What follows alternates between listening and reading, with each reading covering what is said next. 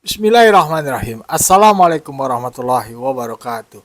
Sobat-sobat ngabarin kabar, semoga selalu dalam keadaan sehat walafiat, serta diberikan rezeki yang halal, berkah, lancar, dan juga banyak. Ada kesempatan untuk nyerocos, langsung saja nyerocos. Itulah Mbah Amin.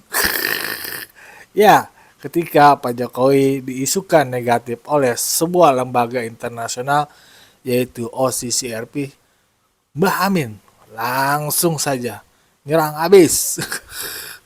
Ya, itulah tipe Mbak Amin. Kalau bisa, kalau boleh, atau gue anggap beliau ini pembenci Pak Jokowi. Karena nggak habis-habisnya nyerang Pak Jokowi dan keluarganya.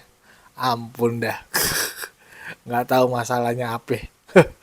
Ya, nah ini kali ini Mbak Amin mengomentari terkait lembaga OCCRP ya, yang merilis finalis tokoh dunia terkorup ya.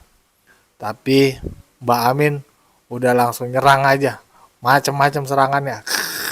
Tapi hal itu dibantah langsung oleh Bapak Simon John. Beliau bilang Mbak Amin kumat lagi. Padahal OCCRP udah ngasih klarifikasi, tapi tetap aja hajar terus. Ya, mari kita simak saja videonya. Let's go. OCCRP, Organized Crime and Corruption Reporting Project, dalam laporan Corrupt Person of the Year 2024 menyebutkan bahwa Jokowi atau Mulyono telah dinobatkan sebagai salah satu pemimpin terkorup di muka bumi. Lembaga OCCRP adalah lembaga jurnalisme investigatif terbesar di dunia, bermarkas di Amsterdam, Belanda. Lembaga ini bukan kaleng-kaleng.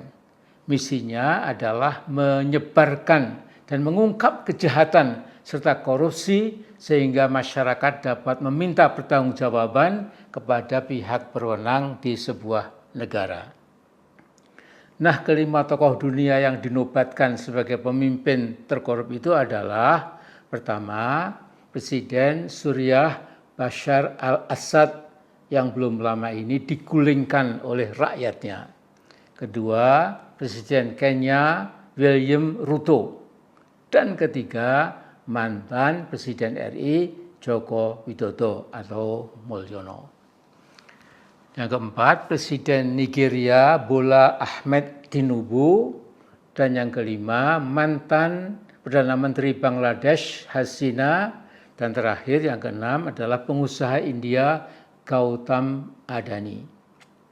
Saudaraku, para pemuja Mulyono sebaiknya segera sadar bahwa selama ini kekaguman buta mereka pada Mulyono telah memupuk Mulyono tambah berani tanpa malu lagi untuk tetap ingin mengatur negara kita.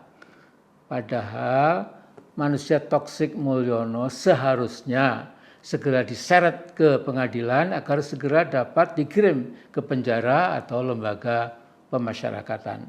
Nah, reaksi Mulyono sendiri mengenai kesimpulan OCCRP sungguh aneh. Sambil cengar-cengir dia menyatakan bahwa semua itu framing jahat menurut dia ya, yang disematkan padanya.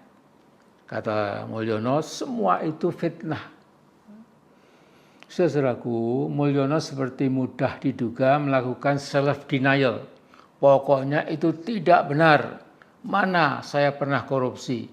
Kapan? Di mana? Mana buktinya? Saya pernah korupsi. Itu kata Mulyono. Saya tidak pernah korupsi. Tentu bukan Mulyono atau Mukidi kalau sampai mau mengakui kesalahannya. Jadi saya yakin kali ini Mulyono sudah tidak bisa menghindar lagi dari terkaman hukum. Salah satunya jalan adalah lari ke Republik Rakyat China, minta perlindungan ke kakak asuhnya Xi Jinping, Presiden China dan sekaligus Sekjen Partai Komunis China. Nah, saya usul sebaiknya Mulyono harus segera dicekal pergi ke luar negeri. Nah, mari saudaraku kita ikuti terus jurus-jurus politik Mulyono untuk menyelamatkan diri dan keluarganya, terutama si Fufu Fafa, Kaisang, dan menantunya Bobby. Saya yakin sebagian besar anak bangsa makin mantap. Mereka ingin sekali menggiring Mulyono sekeluarga ke penjara. Sebaiknya di penjara di Jakarta, bukan di Solo. Saya kira ini sekelumit komentar saya. Wallahu a'lam bishawab. Assalamualaikum warahmatullahi wabarakatuh. Amin Rais kumat lagi. Ia sepertinya tidak tahan kalau tidak memberikan kritik dan ucapan yang pedas terhadap Jokowi, apalagi ini dianggapnya sebagai akhir karir politik Jokowi dan keluarga Jokowi. Pasca NGO OCCRP mengeluarkan sebuah laporan yang masih dianggap kontroversial bahwa Jokowi dikategorikan sebagai pemimpin dunia yang berada di urutan ketiga pemimpin terkorup. Ia sepertinya memberi pesan dengan tepuk tangan bergembira bahwa akhir politik Jokowi sudah di depan mata. Karena itu dengan nada nyinyir ia memberikan pesan, Mulyono tidak bisa lagi mengelak. Karena itu ia ingin mempengaruhi opini masyarakat bahwa apa yang dianggap sebagai sesuatu yang baik ketika kita memposisikan seorang Jokowi, maka OCCRP itu membalik semuanya, bahwa OCCRP memberikan data yang membuat semua orang harusnya memiliki pandangan yang berubah pula, bahwa Jokowi adalah sumber masalah dan sudah sepantasnya untuk diseret ke meja hijau untuk mempertanggungjawabkan sepak terjang politiknya yang merugikan Indonesia.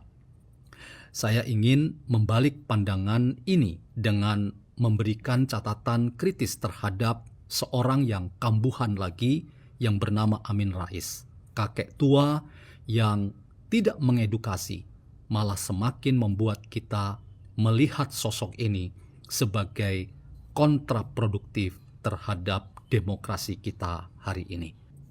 Teman-teman, saya katakan bahwa Amin Rais kambuh lagi oleh karena nampaknya Amin Rais mengalami waktu-waktu jeda yang orang anggap itu sebagai waktu yang penting untuk berefleksi. Apalagi dalam beberapa kesempatan ia mendengar langsung ucapan, sambutan, dan pidato dari seorang Prabowo Subianto sebagai presiden yang mungkin salah satu yang ia idolakan, yang ia idealkan sebagai pemimpin yang baik Indonesia saat ini. Karena itu, kritik-kritik yang disampaikan oleh Prabowo Subianto yang ia dengar langsung bahwa tidak ada pemimpin yang sempurna, semua pemimpin punya kelebihan dan kekurangan, mari kita hargai dengan sikap respek dan hormat para pemimpin-pemimpin kita. Itu antara lain beberapa kutipan penting dari penyampaian atau sambutan dan pidato Prabowo yang menurut saya ketika didengar oleh seorang Amin Rais, ia punya dampak besar. Paling tidak kita menanti perubahan dari narasi dan argumentasi yang dikembangkan oleh seorang Amin Rais yang antara lain menyerang habis-habisan Joko Widodo dan keluarganya sebagai aktor politik yang memperkeruh suasana kehidupan hukum, politik, dan demokrasi di tanah air kita. Nah, teman-teman, ketika saya membangun narasi bahwa Amin Rais kambuh lagi, ini muncul ketika ia nampaknya tidak tahan untuk tidak memberikan komentar. Terlebih ketika sebuah NGO yang masih juga kontroversial, karena ia bukan sebuah lembaga resmi yang konon katanya masih dipertanyakan independensinya, yang masih dipertanyakan proses penelitiannya, karena dikatakan hanya menggunakan Google Form yang semua orang melihat bahwa ada kelemahan besar dari proses penelitian untuk menginvestigasi data-data yang diperoleh dari seluruh kawasan dunia untuk mencermati secara kritis setiap orang yang dikategorikan sebagai pemimpin-pemimpin terkorup dan melakukan kejahatan yang berbahaya bagi dunia, khususnya bagi rakyat di mana pemimpin itu sedang memimpin.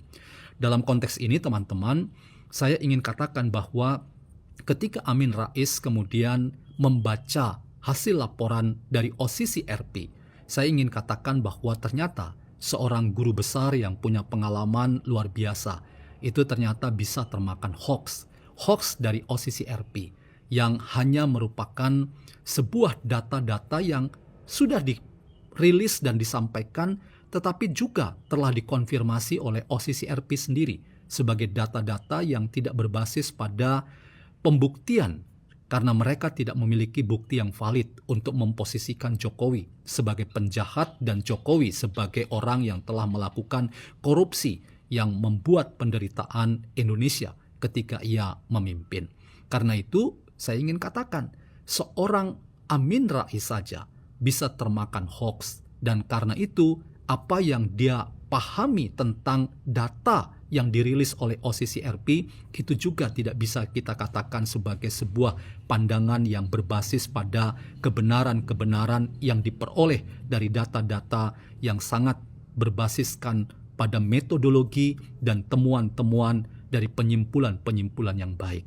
Kita justru mempertanyakan bahwa seorang Amin Rais yang termakan hoax itu ternyata kemudian menjadi orang yang hanya menyebar hoax dari upayanya untuk mempengaruhi opini masyarakat, bahwa masyarakat harus tidak mempercayai Jokowi. Jangan lupa bahwa Jogja dan Jokowi, tempat tinggal Amin Rais di Jogja dan Jokowi di Solo, itu bukan tempat yang jauh. 1,5 jam kita bisa dapat dan temukan kota Jogja dan kota Solo. Karena itu ketika ada narasi-narasi yang seperti itu, rasanya narasi-narasi itu sangat disayangkan.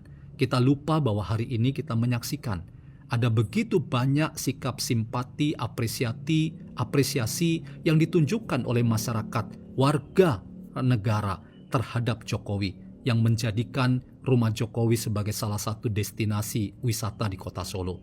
Apakah itu bukan fakta sosial dan fakta budaya yang seharusnya dicermati dengan baik oleh masyarakat, termasuk oleh seorang Amin Rais, agar kesalahpahaman terhadap Jokowi yang dianggap menjadi penyebab masalah dari carut-marutnya dan aut-autannya perpolitikan tanah air kita itu semakin dikurangi.